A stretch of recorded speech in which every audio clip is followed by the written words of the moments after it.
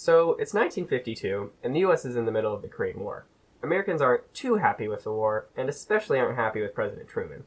However, the steel industry is doing very well. Perhaps too well. Wow, the steel companies are making a ton of money. Well, by golly, why aren't members of the United Steelworkers Union, like ourselves, making more money? And so they decided to strike. This worried President Truman. We can't fight a war with a steel strike going on. Advisors, what are my options? Well, technically, we aren't at war. Not helping. Well, why don't we just use the Taft-Hartley or Selective Service Acts? It would be legally questionable, but we can make it work. I tried to veto Taft-Hartley. I'd look like a fool. And trying to use the Selective Service Act would take way too long. Well, the Wage Board controls wages right now, and we control the Wage Board. Why don't we just get them to raise the wages of the workers like they want? That sounds like a load of communism to me. Why don't we just ask Congress to pass a law letting you take over the mills? That's too slow. We've got a war going on, people. Well, what if we just ignore the law and take over the mills without permission? Now there's an idea I can get behind. Hello, people of America. The steel mills are now federal property. Thank you, and may God bless America.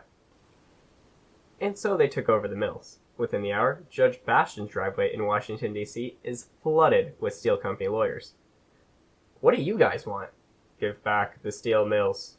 Are you guys free for a trial tomorrow? Yeah, sounds good. Judge Pine presides over the next day's trial and gives the steel mills back to the companies, and then the workers immediately strike. Truman isn't about to lose that easily, though, so the government appeals to the Supreme Court. They also get the mills back into the government's hands for the meantime. The steel companies are represented in the Supreme Court by John W. Davis, and the government by Solicitor General Philip Perlman. John Davis's argument is as follows.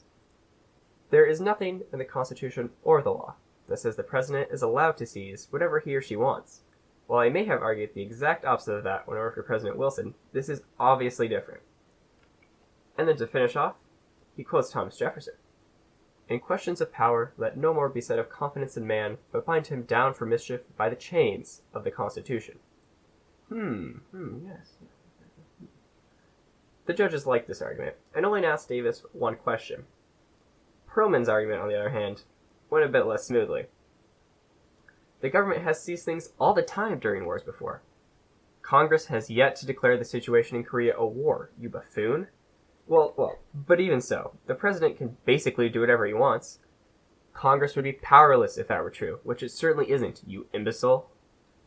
Well, if we want to win this war and save the people of the world from communism, we must be able to take over the steel mills, right?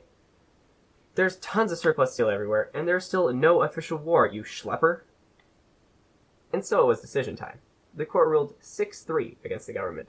Steel mills were returned, and all the workers went on strike as planned. They stayed on strike for 50 more days until Truman threatened to use actual legal methods to make them work.